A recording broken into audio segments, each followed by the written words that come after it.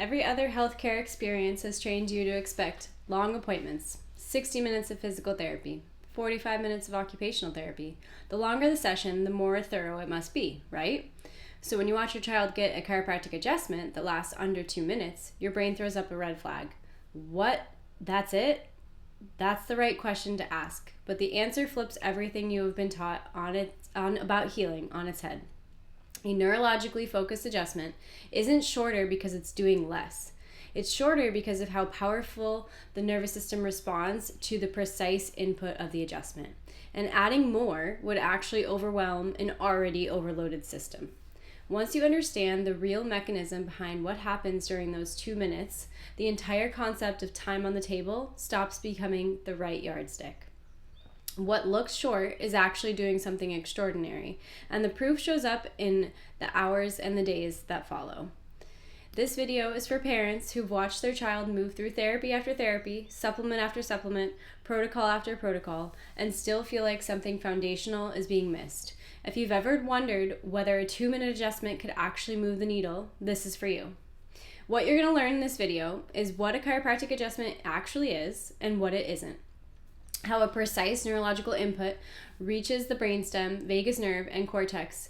Why a pediatric adjustment are short by design. Why frequency matters far more than the duration for healing.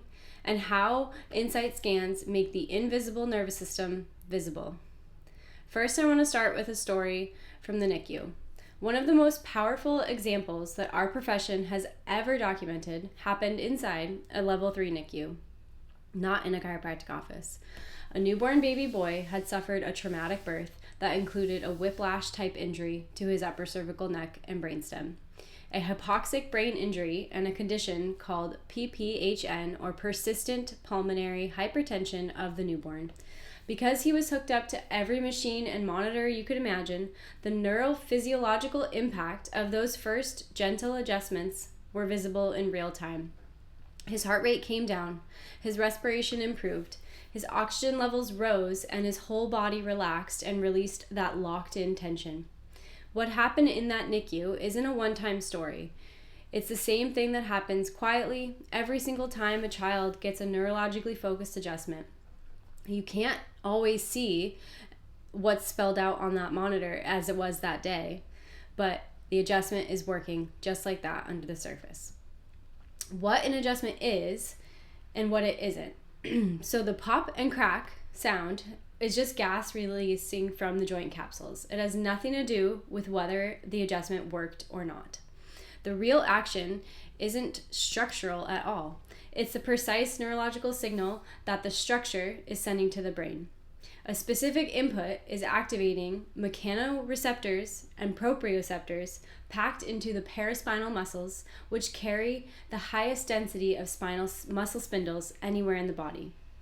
That sensory burst from the adjustment races up the spinal cord to the brainstem and cerebellum and the prefrontal cortex, which is going to give the brain a clear read on the body's position, tension, and tone.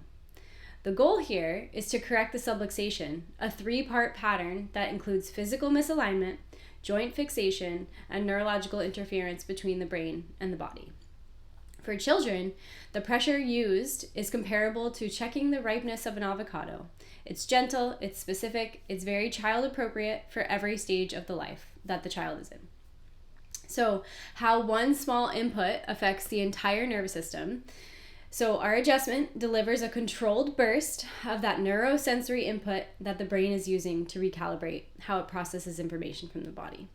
So the signal reaches the brainstem, that region that controls heart rate, breathing, digestion, and arousal, the foundational systems running every minute of every day. Vagus nerve and the parasympathetic engage. So they're shifting the body out of that sympathetic fight or flight dominance and in that chronic state of fight or flight. And most dysregulated kids are stuck there. So the adjustment is shifting them into that parasympathetic or that rest relaxed state, which is the opposite. In 2016, a study was published in Neuroplasticity that showed adjustments produce measurable changes in the prefrontal cortex activity, the region responsible for the executive function, attention, and autonomic regulation of the nervous system. This is why one adjustment can affect things that seem unrelated, like sleep, digestion, immunity, emotional regulation. The nervous system is controlling all of it. Children with very different diagnoses often share the same underlying pattern of dysautonomia, which is why the same foundational care helps so many of them. So why are pediatric adjustments short by design? So the reason for that is a child's nervous system can only absorb so much sensory input before it becomes completely overwhelmed and starts shutting down. Picture the nervous system like a computer. It has too many tabs open, and when those too many programs run at once, everything slows down or crashes. A child is often stuck in a sympathetic state of interference, dominance. So an already swamped by school, by screens, by sensory input, by food sensitivities, leaving minimal spare processing capacity. They're already overwhelmed. They're already at the full bucket. Adding 30 to 60 minutes of hands-on input would be too much, and it would actually trigger the same meltdown response that parents see at the dentist or after a long therapy appointment. A precise input takes roughly 90 seconds to 2 minutes. Then the brain spends the next 24 to 72 hours doing the actual work of releasing that stuck stress pattern. Sometimes the most healing thing we can do is give the nervous system less to process, not more. So the frequency beats duration every single time. So I'm going to tell you why. The brain rewiring through neuroplasticity, and neuroplasticity has one rule: repetition. There was a study in 2008 that outlined that repetition, specificity and intensity drive lasting neural change, not the duration of a single session. It's the repetition of those sessions over time. There are 168 hours in a week. A child receives about 6 minutes of table time across the 2 to 3 visits in the week. That leaves roughly 167 hours and 54 minutes happening in between visits. Those are the hours that can work for the child, either work for the child or against them. High frequency of adjustments keeps the release ahead of the reload from stress, growth spurts, illness, sensory overload. The adjustment is the catalyst, and the brain does the healing in between each visit. That's why the frequency is so important in terms of repetition. So how do we actually use our insight scans to make the invisible parts of the nervous system visible? Well, the insight scans are going to measure the nervous system function through 3 objective tools. We have HRV, heart rate variability, SEMG, or electromyography, and thermal scanning. So the HRV is going to show us how adaptable is the autonomic nervous system, and it reveals the tone of the vagus nerve. The SEMG reveals whether a child is stuck on the gas pedal or showing signs of fatigue. The thermal scan is going to really show us where autonomic dysregulation is concentrated along the spine. So 2 children with the same diagnosis can show completely different scan patterns, which is why the personalization happens at the neurological level, not the symptomatic one. These scans that we do in our office are going to guide our care planning, our technique selection, and our primary subluxation targeting.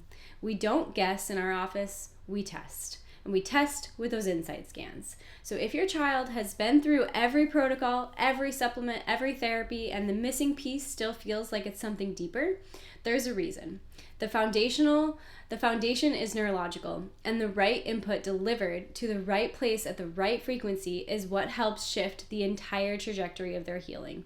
Your child doesn't need more labels. They need answers. To get started with Neurologically Focused Chiropractic Care, just click the link in our bio, send us a DM, or schedule directly with the team at Tree of Life Chiropractic in Portland.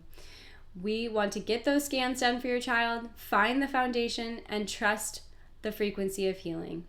Thanks for watching.